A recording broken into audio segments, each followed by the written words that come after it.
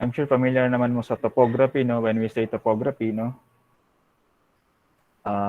Matanaw naman sa Google Earth, sa mga Google Maps. Usually, that is topography already. It is defined as the shape or the configuration, relief, roughness, or three-dimensional quality of the Earth's surface. So, it's all about the Earth's surface. Or when we say topography, no? So, ang itsura sa Earth. Una siya. Una ang ginatawag na topography. Okay? Or same nagyapon sa topography sa inyong mga noun. Una siya. So, ang itsura sa inyong noun. So, ang shape. Smooth ba o rough ba, mga ayong anak. Okay? Then, what is topographic surveying? So, it's a surveys that is made in gathering field data to produce topographic map. So, muna siya. Data. Muna yung ginagamit, ginakuha natin ng mga data. It's about the elevation and the coordinates of the points, the X and Y coordinates or the northing easting coordinates. Then the elevation or the X, Y, Z ng mga data, which is used in determining relative location of points on the Earth's surface by measuring horizontal distances, differences in elevations, and directions. Okay? So, unsa man ang mga gamit sa topographic surveying? So, number one, syempre, of course, to produce topographic maps. So, na ay maps na binaproduce, kinahanglan na. Then, constructing topographic cross-sectional profiles. So, from cross-sectional profiles, makompute ninyo diha ang mga volume sa mga cut and fill, lalo kung nag-design mo og kalsada, no? Ano siya ang importance sa sa topographic surveying. Then, of course, establishing vertical and horizontal control for accurately defining locations. So, sa mga land title or sa mga boundary, sa mga yuta, no, nagamit na siya dito. Lalo na pong given na ang isa ka stations na siya ay known data, elevations, and the coordinates. So, from there, as a reference, we can compute any points, no? Each vertical and horizontal lines. Okay, so topographic map. So, mo na gina-produce from topographic surveying. So, this is an example of topographic map which deals with symbols and configuration of Earth's surface, which include natural and artificial features. So, this is a topographic map. So, kung mapansin nyo, sa map, medyo gamay, no? Hindi mabasa. Naasa yung mga legend dire.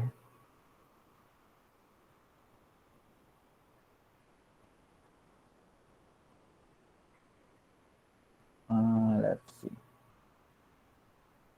Okay, na ay mga legends. So, kanang mga lines, different colors. So, nasa yung mga kanya-kanyang symbol.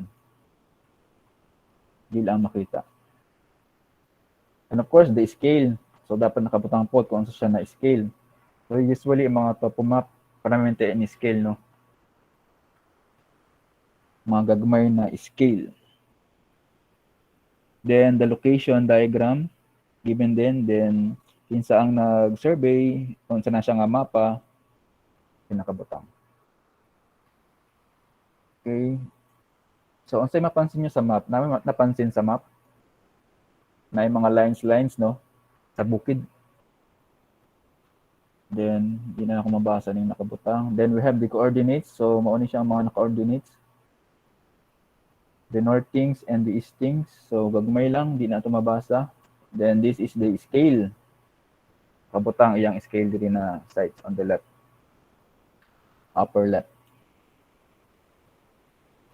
So, di na ako makita kung saan gamit niya na coordinate system.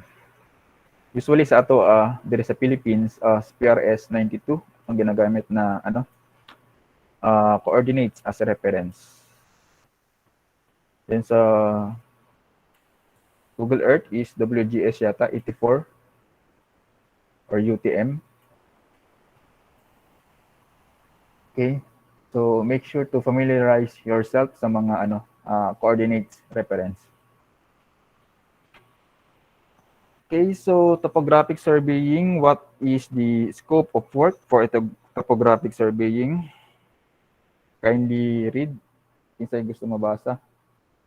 Magbasa.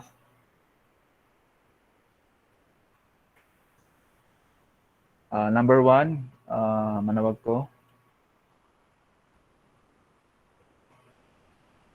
Si Daryl Bakatan, number 1, kindly read.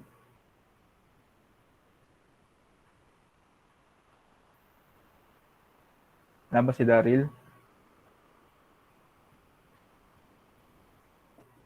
Wala. Si ano na lang. James Legaspi, kindly read number 1. Sir, Daryl to Karel. Ina magulong audio diri sa kuha, sir. Good morning, sir. Si James Stephen Legaspi, kindly read number 1. Establishment of horizontal control by taking angular and linear measurements of certain points for the skeleton of the survey. So muna ang pinakauna na buhaton daw, no, magkuha og mga angular and linear measurements. So linear measurements katong horizontal and vertical. Then of course the angular. So ang gina-point ani is using of course stadia or tachymetry. Okay, number 2, kindly read si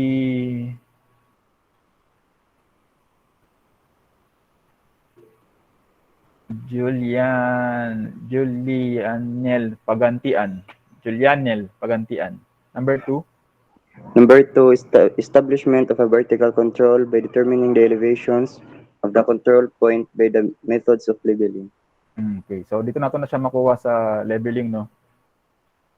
So of course, using gihapon sa stadia, makuha na nato na tanan. Okay, number 3, si Nova Jane Baquinho.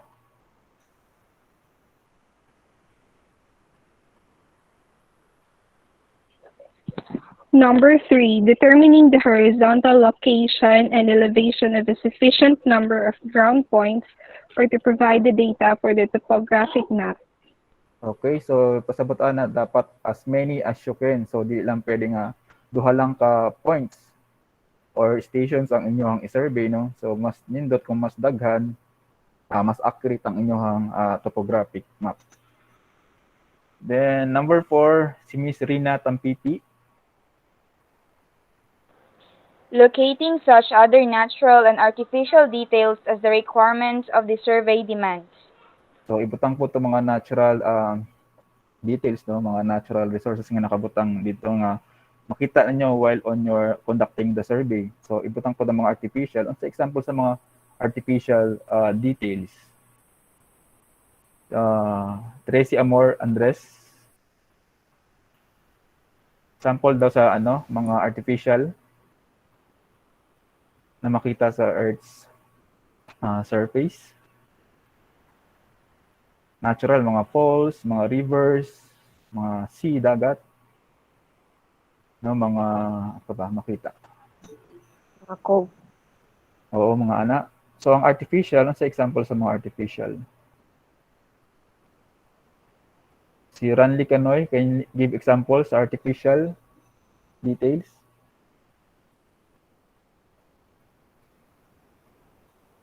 Asa makita ang example, sir? Yes, Ranli Canoy. Yes, sir. Unsa to? Pwede sa In your own interpretation. Example sa artificial details na makita sa survey, Earth surface.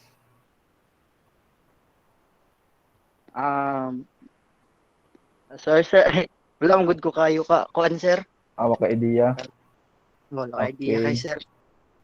Si Naina Grace Oghan. Si Julianil Pagantian. Sige daw. Sample. Rosel Mabasa. Ay, nawala naman dito sila. Sige, Chetty. Mga wala buildings ata, sir. Yes, ang very isa good. sa examples. Mga example sa mga artificial, no, it's a man-made. So kana mga mga gibuhat sa mga tao lang nga gibutang diha, like mga buildings ana siya, mga parks, mga man-made parks, mga kalsada, roads, mga transit, mga ana. Unang example sa mga artificial, it's all about man-made, so dapat ibutang gyapon siya sa topographic maps para at least makita gyapon ano mga balay-balay diha sa inyong na-survey, so ibutang gyapon siya kanang mga towers sa mga cell sites, butang mga schools, kanang mga buildings. Okay? Then next, number 5, teka, Abdullah Samyon, number 5, kindly read. Calculating angles, distances, and elevation as obtained from the previous fieldwork made. So, kabalo naman mo mag-compute sa mga angles, distances, and elevations, no? So, makaya ni siya makabuhat og isa ka topographic map. Then number 6, si Ariel Rubio.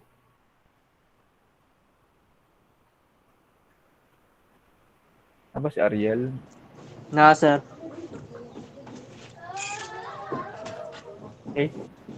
Number 6, plotting and finishing the topographic map, which is actually a representation of the terrestrial relief. Yun. So, from the given computations, mga angle, distances, and elevation, so pwede na rin siya i-plot ang mga data sa isa ka papel para makabuhat mo og isa ka topographic map. So, kisa na sa inyo nakabuhat og topographic map or any map? Na ba'y nakabuhat sa inyo? Vicinity. Pinsa si Bangkwang JC, nakabuhat na ka? Vicinity map no sir. Ano nga map? Vicinity map. Vicinity map, map. sir. Okay. So, vicinity map is Katong also mahimong part sa okay. Sa to?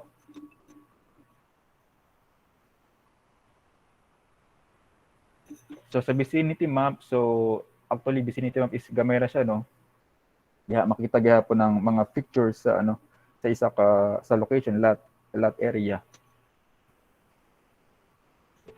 Panggagmay.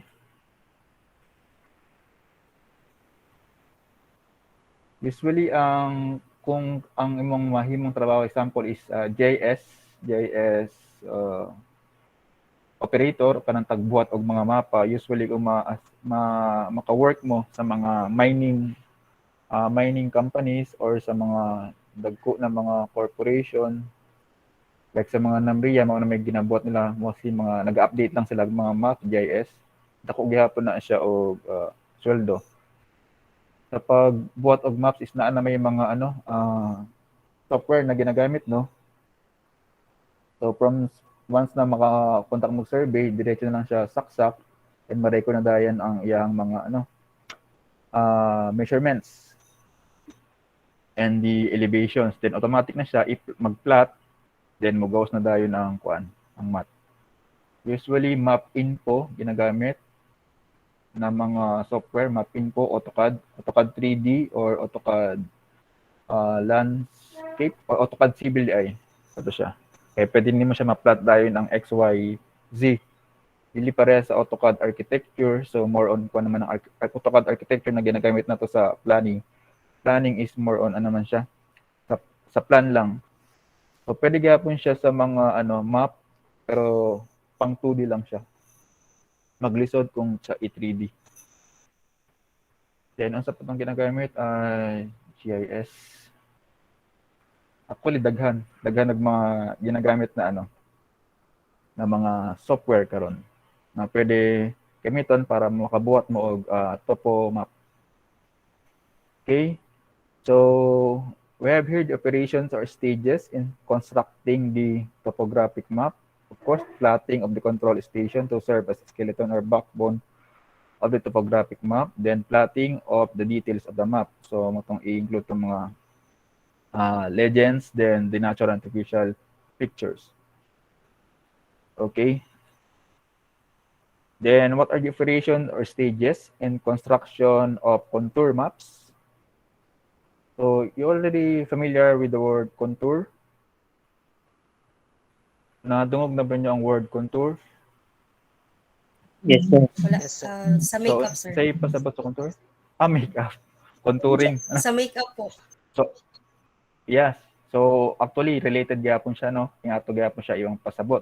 So, naayapon yung mga contour na ginatawag sa pagbuhat og maps. So, we will discuss that later.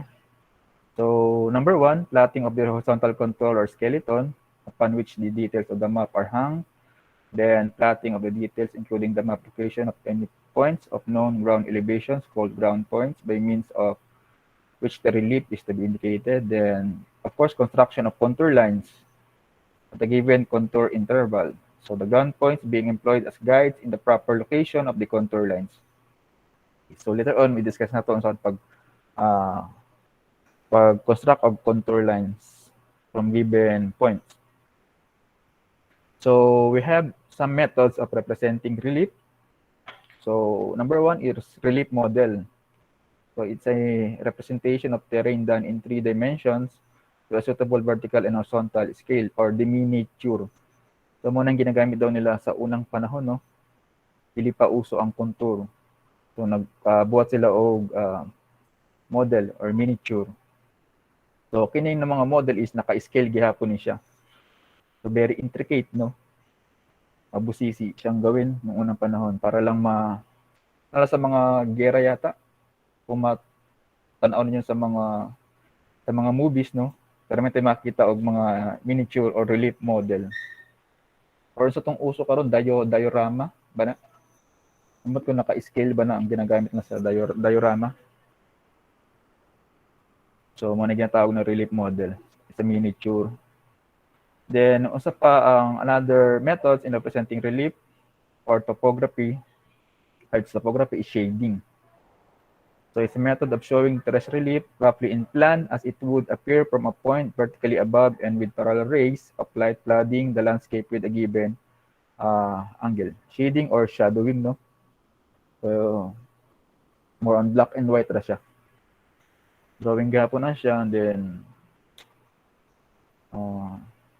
pinabutangan lag mga shadows. Usually mga artists kabaluan ni siya sa pag-shade. Then, number 3, hatcher's lines, ang mga hatches. So, shows the relief more definitely but less legibly than shading. So, rows of short, nearly parallel lines. So, this is the example. So, na ay mga lines, hatchers, or mga, kumbaga sa AutoCAD, hatches ang ginagamit. No? So, may mga karaan na mga ginagamit to represent a, topography, no? Mga parallel lines para lang ma-distinguish ng mga lahi-lahi na mga elevation. So from this part, sample, dire, lahi na siya na elevation, dire, lahi-lahi na po na siya na elevation. Or depende po sa steepness of the, area. Then we have also form lines. So showing relief similar in contour lines, but not drawn to scale. So same lang gyapon siya sa contour lines pero dili siya naka-scale, then is usually is dash lines or mga broken lines, dili siya buo. So this is some form lines. Then the last method is the contour lines, so which is the most common na pagbuhat og topographic map or methods of representing a configuration of earths or relief tawag. So contour lines mao na siya. So we have here the contour points and contour interval. So kining from one contour, so this line is ginatawag na siya na contour, no? It represents an elevations of a line. So from ground point on the contour. So the distance between these two contour is the contour interval. So usually depende na sa magbuhat kung insa ang iyang interval. Pwede every 5 meters, 10 meters, 20. Usually sa mga map, makita dito is every 20 meters sa mga dagko na map. Pero kanang mga gagmay lang, like sa mga ginagamit sa kalsada, sa pag-design sa kalsada, usually mga pwede na 1 or 2 meters contour interval, pwede na siya. Then, ang uban kay every 1 meter, so 100, 98, 96. So, mauna, ang kinatawag, mauna is, ano siya, the elevations of the contour. Kini mga number nga nakabutang diya. So, kung makakita mo map, tapos na ay mga number, sa kada contour, so elevation na siya, pasabot anak niya. Elevation 96, na elevation 95 meters from sea level. Okay? So, any questions so far sa contours? So, katong mga gisurvey na to, na elevations from leveling, mauna na siya. Okay? So, nasabtan ba ang contour? Any questions sa contour? So, far, wala.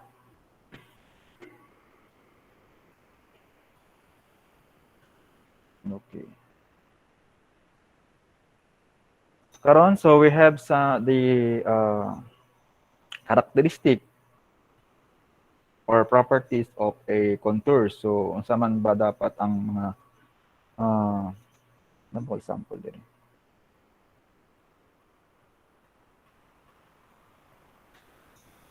Ang characteristic sa contour. So, number 1,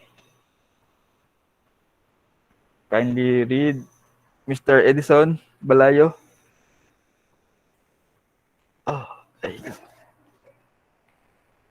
Edison, are you alive? Sir, yes, sir. Number 1, sir. Oo. All points on the same contour have the same elevation. Okay. So, this contour, so kining naa diri ng mga points sa kining na linya has the same elevations all throughout. Di man ipasabot niya sa number 1. Kung kini 100, so kana tanan is 100 elevation. Okay, number 2, si August Cesar Bangahon. Yes, sir. Every closes upon itself either within or outside the limit of the map. So, dapat naga-close daw siya, no? So, kini makita ninyo, naga-close siya from start. Kung asa siya nag-start, dapat dito po siya mag-close. Number 3, si Cherry May Literatus. On uniform slope, the control line are spaced uniformly. So, uniform slope. So, kung sa patag daw or dili kayo steep, no? Contour lines are spaced uniformly. So, pare-parehas ang pagka-space. So, kini is dili siya uniformly spaced. Dahil ay ang iyang contour interval, no? Na ay mga lapad. So, iba, laylay ang spacing. Okay, number 4. Christian Lansian. Yes, sir. A single contour will not lie between two contour line of higher or lower elevation. Yun. So, single daw. Single contour. So, will not lie between two contour lines of higher or lower elevations. Okay, number 5, DJ Kalitas. Good morning, sir. Along plane surfaces, the contour lines are straight and parallel each other. So, along plane surfaces, so pasabot ana is ang contour while paabot na sa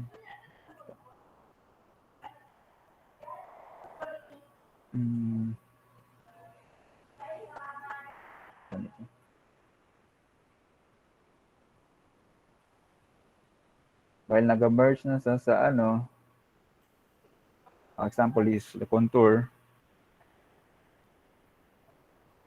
sa mga parallel along plane surfaces daw, nagakuha na siya as parallel. For this example of contour.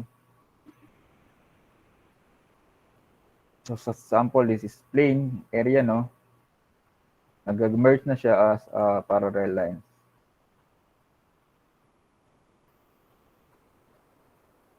Ano yan pasabot. Okay. Then number 6, si LC Banoy. Sir,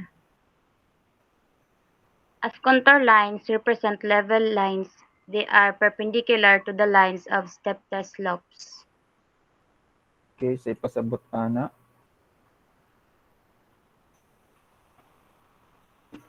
So example, this is contour.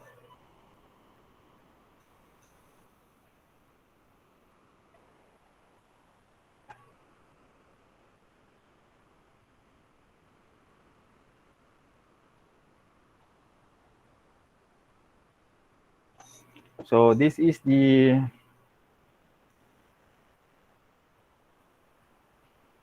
kung makita ninyo kini naga-convert sila dire, this is the already the ridge line.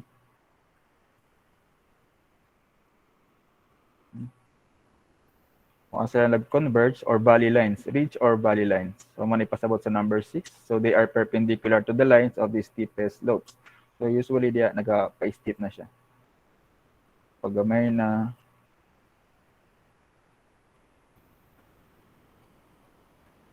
so that is already a ridge or a valley line. So sa mga steep. Okay, for number 7, kindly read si Fauci Isik para madungog na ako niya mga tingog. Isik, Fauci. Si Pretzi na lang, Pretzi Calves. Number 7. On steep slopes, the contour lines are closely spaced, and in gentle slopes, the contour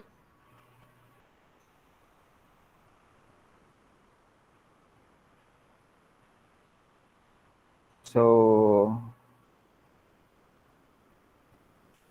yung ana iyang pasabot sa number 7. Let's say, we have here, elevation, contour. Sa mga steep slopes, contours are closely spaced, and gentle slope, contours are further spaced.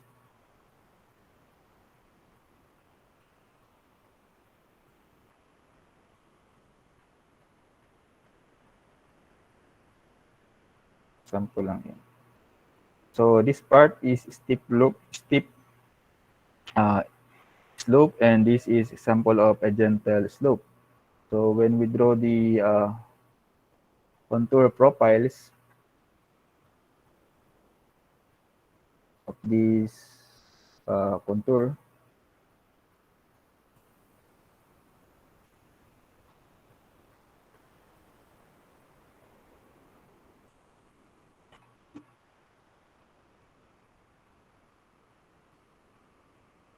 ay kapangit sa akong sulat.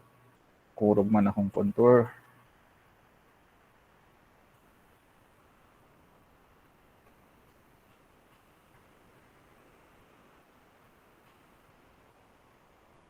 Medyo lisod magsulat.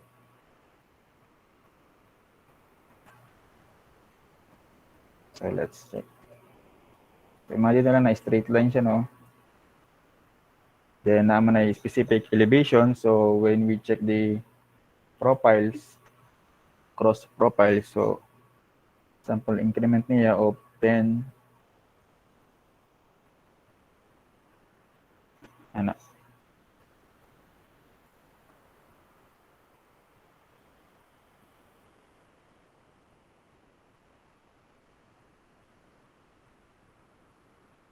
So muna ang profile sa isa ka location. So this side is the space closely. So steep slope siya. So kining isa is gentle slope kay further space. Muna yung pasabot sa sa number 7. Okay, number 8. Number 8. So a closed contour indicates either a summit or a depression. So depende sa elevation na nakabutang or given.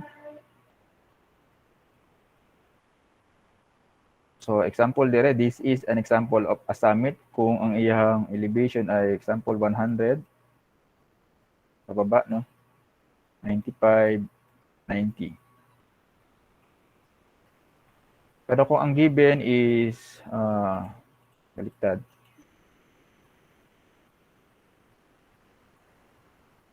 Let's say this is 90, 95, 100. So iyang profile is dili na maing ana. Lahi na. Sa baba, pataas, 90. Let's say this is 90. Paana na siya. It's already a depression. Okay, so magdepende na siya sa given na mga elevation. So pwedeng iana iyang itsura sa cross profile or katong isa ganina na summit. Okay, for number 9, as contour line represents different elevations on the ground, they cannot merge or cross one another except, so na exception.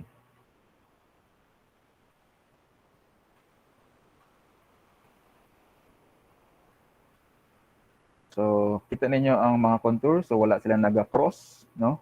Or touching each other.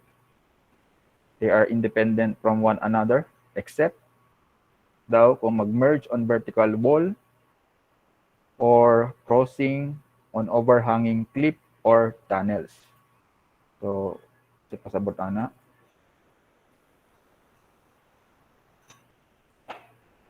So, usually, so example, this is a vertical wall.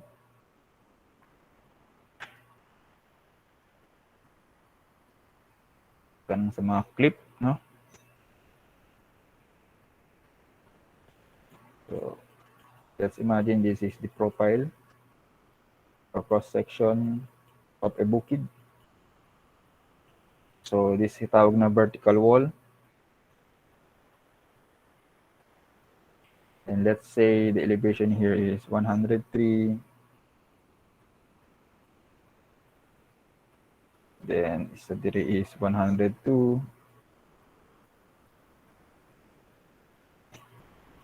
101 meters. Then this elevation of 199.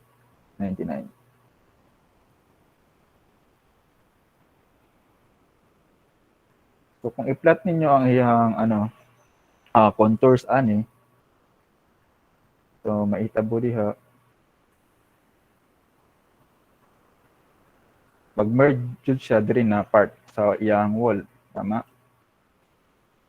So we will plot the contours. So from 103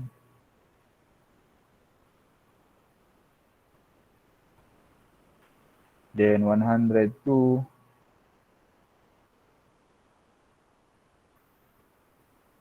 101 mag-merge jud siya diya sa wall kay naaman sila dire tanan, di ba? Na may part dire na para sila sa profile ang ilang location. So yung ana siyang exception. Then the other is crossing on overhanging cliff or tunnels. So what if the profile is na a cliff? Example, this is the cliff. Tapos na ay tubig. Ooh. So ang mahitabo sa iyang mga contour. So na siya sharp. Okay. So that is clip, no? Imagine na lang na clip. So kung kuhaon ninyo ang iyang elevation, ay contour, magdahilay na.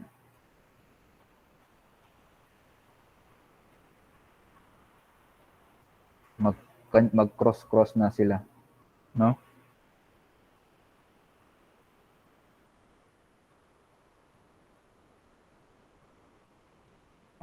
Broken line kay naka-hidden. Kinipod. Pagkabot nimo diri na part, pwede po siya mag-hidden. Kana ang exemption sa number 9. Sa mga clip or sa mga vertical walls, pwede siya dito mag-merge ang mga contours. Okay? Then, for number 10, contour lines will never split. So, maayo pa ang contour lines, no? Dili daw mag-split. Dili sila magbulag. So, lagi silang close. Sana all close. At dili naga-split. Pwede mahimong contour lines na lang mo, no? Okay. Number 10, no contours can run into 1.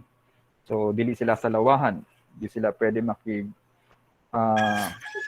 madto sa lahi na contour. So, kung 90 ka lang, sa 90 lang ka, dili ka pwede sa 100. Ano yung ginatawag na? No contour lines can run into 1. So, walay sa lawahan dire. Stick to 1 lang ang contour. Okay? So, yung ana ang mga characteristics sa contour. So, make sure na familiarize mo sa mga characteristics sa contour para pag once na magbuhat mo og topographic map, kabalo mo sa mga characteristic niya kung sa dapat ang iyang itsura. Okay? So, any questions so far sa contours? Okay, siguro sa isa ka task ninyo sa fieldwork, magbuhat mo og contouring. So, any question? Nasabtan ng contour? Yes, sir. Okay, very good. Then we have another again, methods of interpolating contours. So when we say interpolating, spacing or pag-space sa mga contours, so dili lang ka basta-basta mag-drawing of contours tapos ang spacing nimo. So naa siya mga methods na ginabuhat sa pag-interpolate or pag-space sa kada contours. So number 1 is by estimation or arbitrary method. So this is trial and error method. So it is extremely rough type and widely used for small scale work only. So pang small scale lang or pang madalian. Parang pang quick time. Yung sa imong boss, asa na imong contour, dapat after nimo ma-survey makahatag ka dayon og map. So dinalian lang. Tapos gamay raman kung sample lang kadako lang sa tate. So pwede na siya trial and error method lang kay gamay raman siya. Makabuhat ka dayon og contour map or topo map.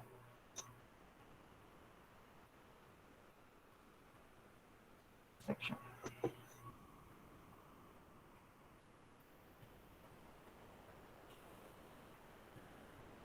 So example, given ang mga points sa imong na survey. So example na siya elevation of 100.25.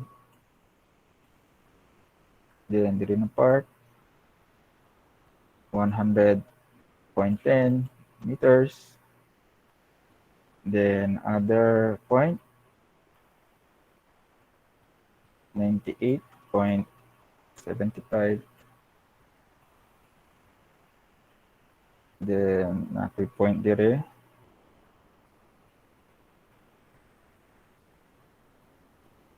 95.81 station. Then nasa na po dire that is 99.1. Then another point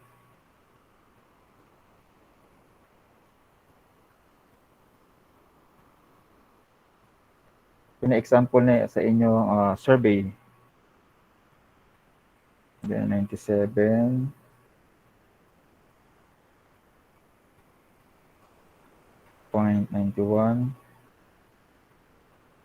Then 95.96.4. So example, kini ang ninggawas sa inyong survey, no? Sa inyong traverse. So dapat mag-close siya. Let's see. So this is example of your traverse. Na iyang line. Dili ma-straight. So dapat heart ni ang mugawas. So medyo lisod lang mag-drawing. Kay mouse ra akong gigamit sa pag-drawing, no? So muna siya. So dapat mapakita ninyo ang mga contours. So pagbuhat og topographic map unsaon ninyo using trial and error. So makita ninyo 101.25, 100.75. So kanang pinaspasan lang na work. So dapat na pag ni straight. So pangitaon ninyo kung asa ang pinaka center sa inyong heart. Okay. Then by trial and error method, so 99.1, 101.25. So dapat kung himo mo contour ang by ano siya, whole number ay naigbutang ng mga point, no? So wala man siya specific na spacing kay trial and error method naman. So 101.25, 99.1. So possible diri na part ang 100, 101. Let's say ano lang 101 ay nanobra man, then diri 99.1 possible diri pod ang 100. So i-connect lang ninyo ang mga lines, no, kada points, no, kung example kini ang inyong given para maka-arrive sa contour. Then 100.75, 97.91, so possible na ay 100 dire. 100, 99, then 98, duol na sa kuan. So 100, 99, 98. Itong isa 101, then 100. Then kinina point 100.1, so 101.25, 100.1. So either na adire ang 100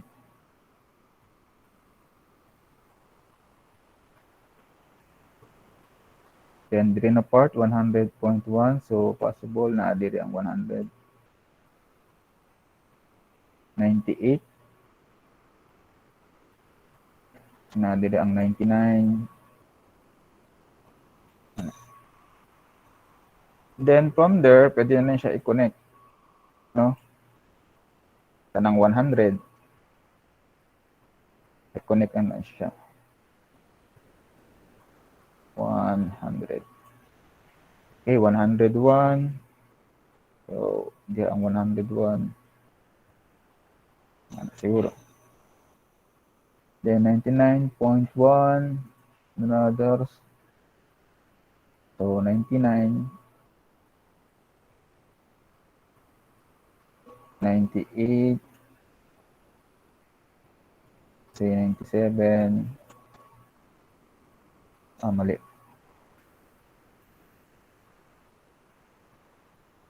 Sige. Dako na to ang spacing. So, trial and error naman so not necessarily correct ang inyong spacing. 7, 96. Isa 97, possible 97 na adire na part. 95, 96. So 96. So 98.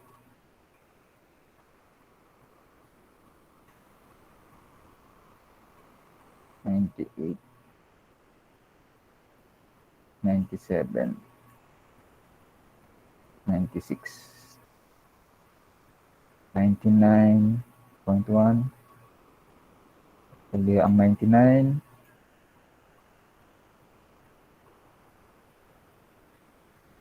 So, depende na sa interval nila, no? 99. Then, connect the dots again. 99, 99, 99. Ano, pwede rin.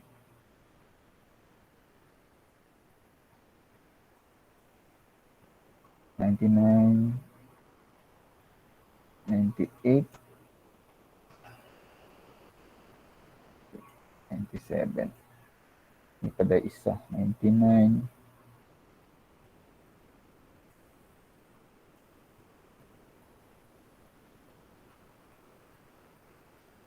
Halos doon na day ang 98. Okay. So, i-connect lang gyapon ta ng mga 99. Dapat wala yung mag-cross. Then, tanang 98. Connect.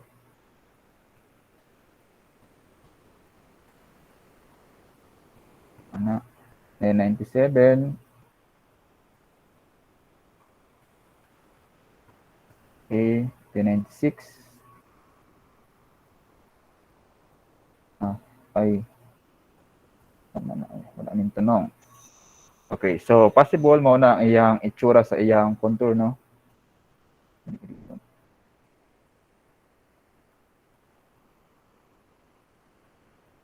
Okay. O na siya. So, dapat di daw sila mag-cross na. So, una ang contour na sa inyong traverse. Then, pwede na ninyo i-reson ang yun ang mga lines. Para ang makita na lang is ang contour lines.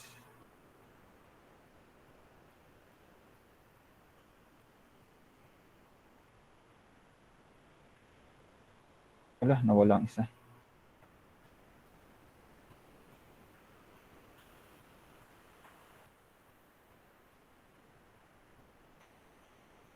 Ay, nawala lagi ni. 99. So, muna ang inyong contour sa inyong mapa, sulod sa inyong maps. No, mauna siya. Ang gamit, ang using ang trial and error method. Okay? So, next method is by analytical or arithmetical method. So, this is computation. So, more accurate than the method number 1, but of course time consuming, no, kung lalo kung daghag mga contours. So unsa na siya pag interpolate,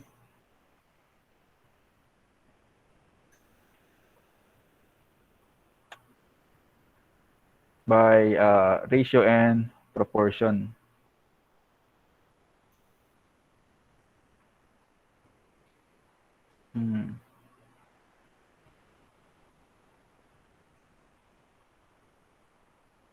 Sample given ang kini 102.7.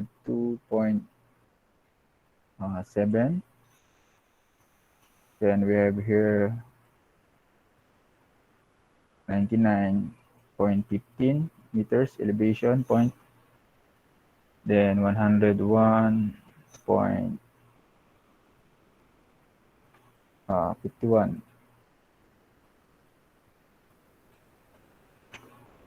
So same lang gihapon, mag-draw mo og lines connecting each point.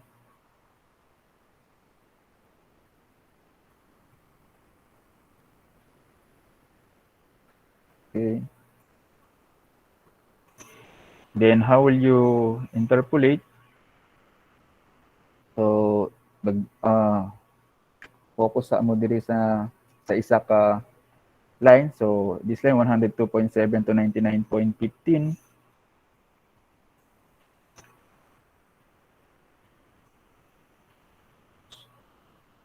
So ang iyang profile kay pababa, no, from 102.7 then 99.15. So this is our base elevation, 99.15.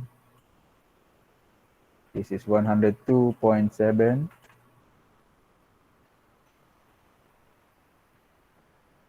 So let's make a profile. Example that.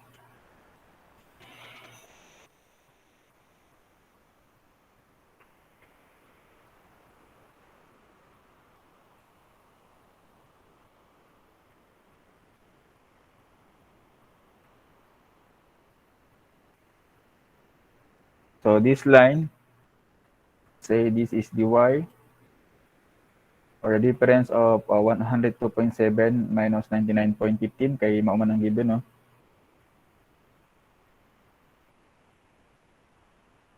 Then atong ginakuha diri ang spacing sa mga contour. So 102.7 pababa. So we have here 102. So 102. Then 101.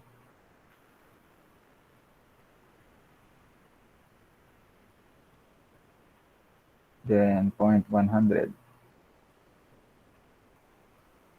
Then pwede po ang 99.15, pwede pa ito 99. So sa ilang spacing mo na ang gina-compute na to by ratio and proportion.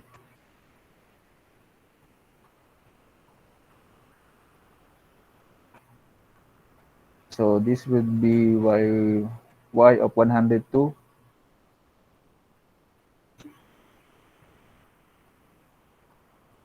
Malikog ko ano.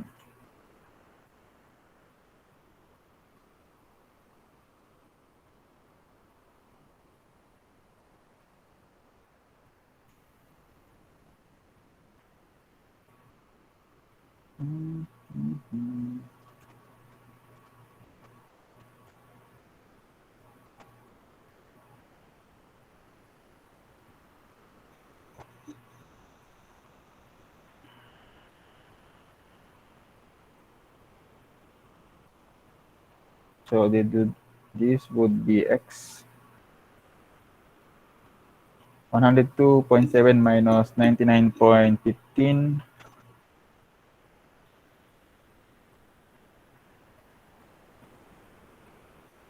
And that is the x, the y at 3.55.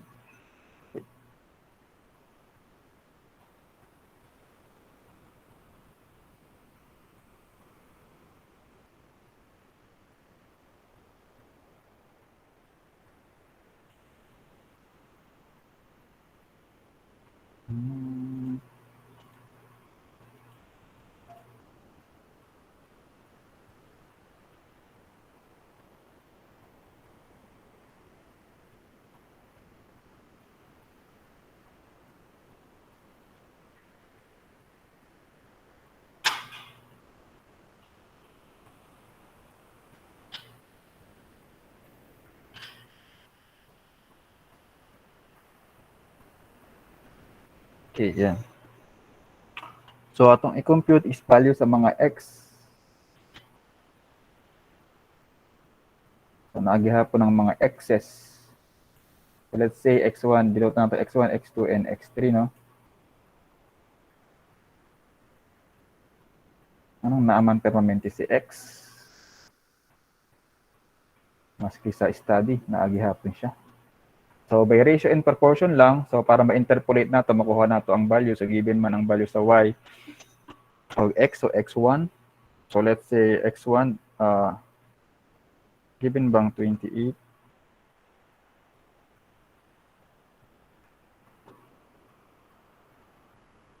So let's say given ang x is 28.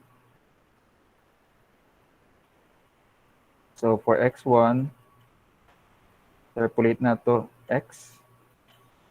Y1 is to y. So para ma-compute na to ang x1, x is equal to 28. So y1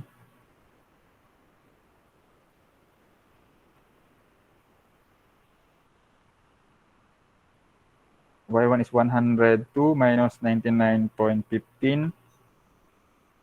102 minus That is 2.85. 2.85.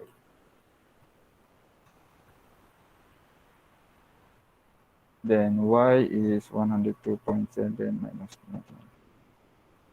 3.55. So x1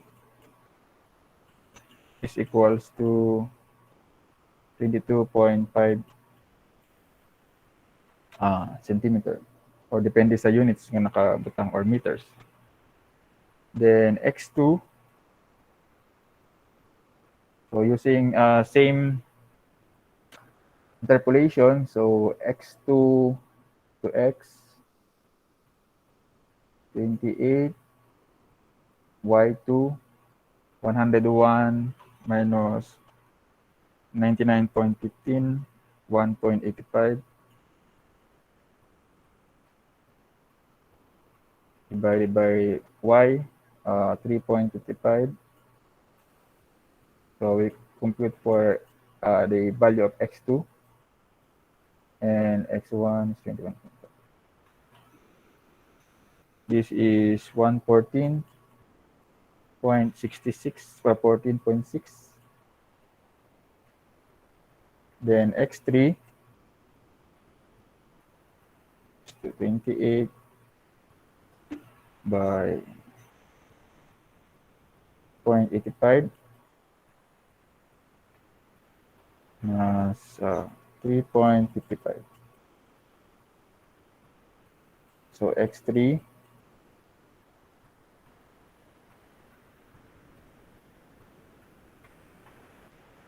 is equals to 6.7. So karon pag plot ninyo, dapat naka-scale inyong map. So 22.5, so kung gamit mo scale, so measure mo din 22.5. So let's say diri na part. Tapuon din nato. Then sunod x2 is 14.6, so gamit mo scale na pod 14.6. Then x3 is 6.7. And spacing.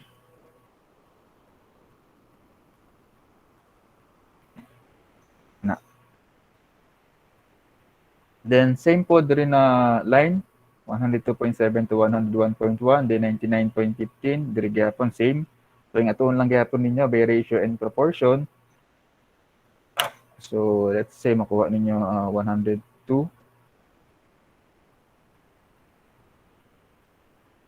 101, then 101, 100.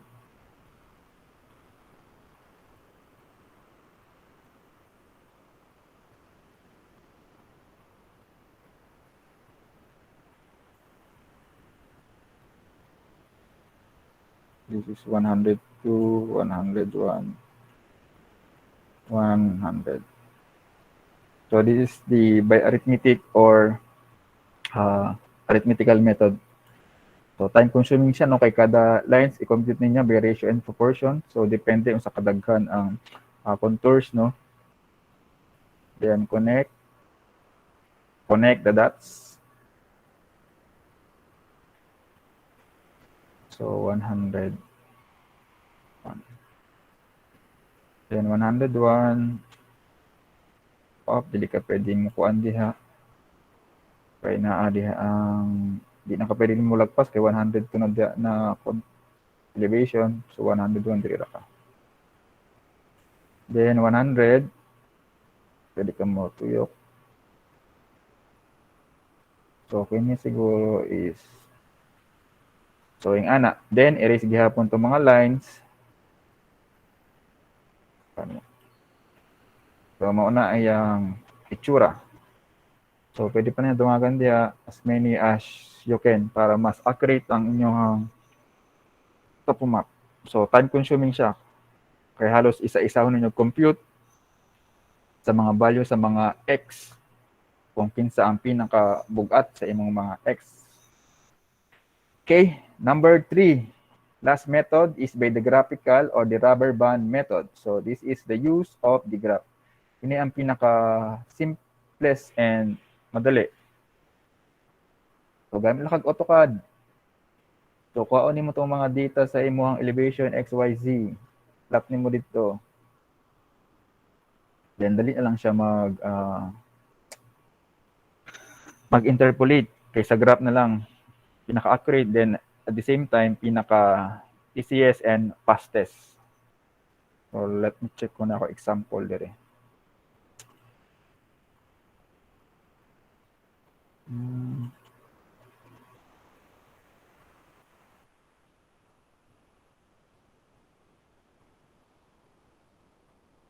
Wala yata ako. Sa isa dahil ka laptop to.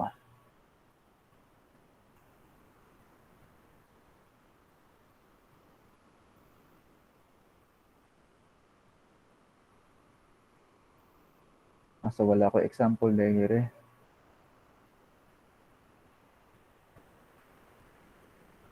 Sa isa dahil ito kuha na ako.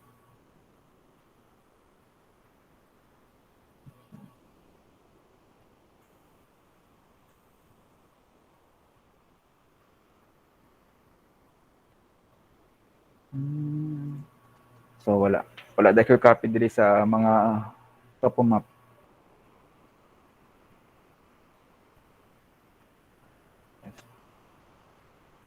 So next time na lang siguro na ako ipakita, no? So that's it kung saan pag-interpolate sa mga contour. So any question? So I have leave you some assignment for number 1 and 2. So draw the different symbols used in a typical map. So katong mga legends or katong mga symbol na ginagamit sa topo map, no? I-drawing ninyo, ibutang sa isa ka coupon band dito mo mag-drawing or maski unsa nga papel.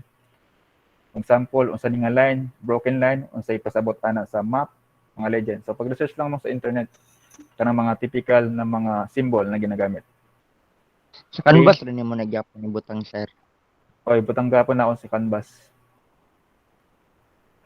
Then number 2, draw elevation line parallel to section line. So wala dayo ka-upload, no? Sa isa ka contour. So magbuhat ko og itong example dire. Contour. For number 2, sample kini. Buhatan niyo siya o kung na ako nakabutang na cross section, buhatan niyo siya o profile or elevation, draw elevation line. So pagbuhat ana,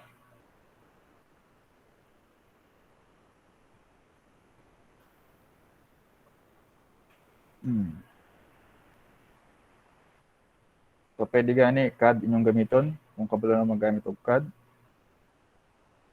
So ipo-project lang ninyo ang mga lines. Dapat dili din ako sa tunga ibutang.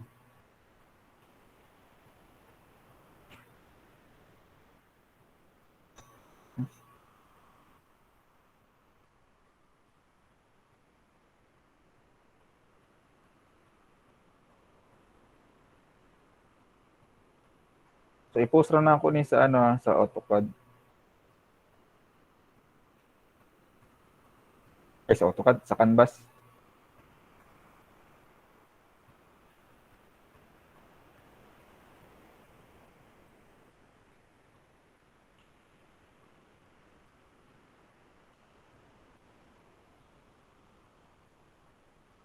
So magkuan ka straight.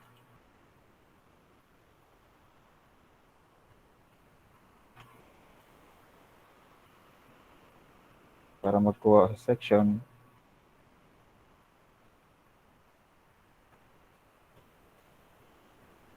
Ang ani pagbuhat sa cross section or profile.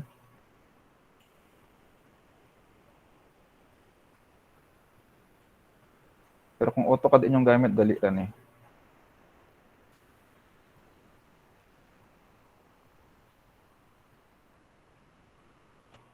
Dali na ni ma-drawing sa AutoCAD.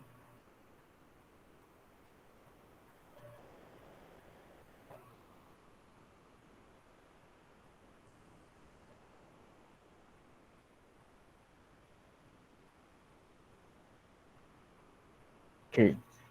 Then, ang elevation 100 to 95. So, dapat naapod mo ay parallel.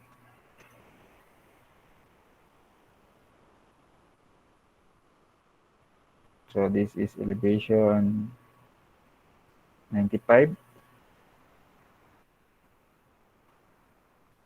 97.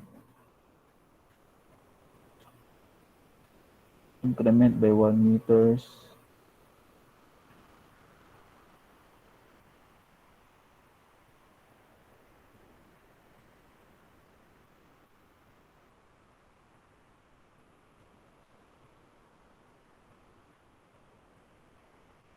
Dapat naka-scale ang map. So, let's say this is 95, elevation 95, then 96, 97,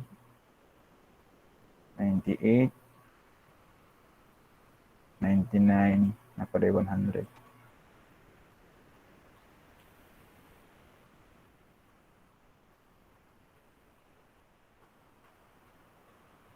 So, dapat naka-scale lang inyong vertical distance.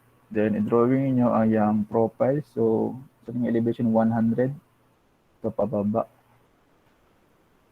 100, then 99, then 98, 7, 6. Ay, dapat nag-touch na dayog 95. This is 100. Next is 99. Next is, isa na siya, 90, 98.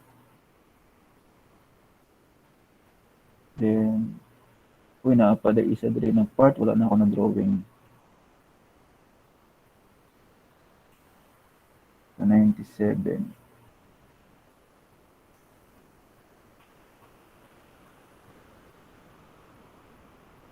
Moda ay missing. Uy, nga nung di ibang kamudo ulit to.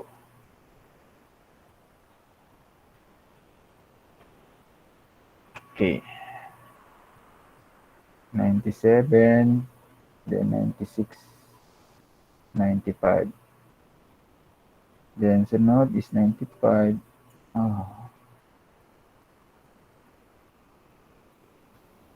Pataas 96.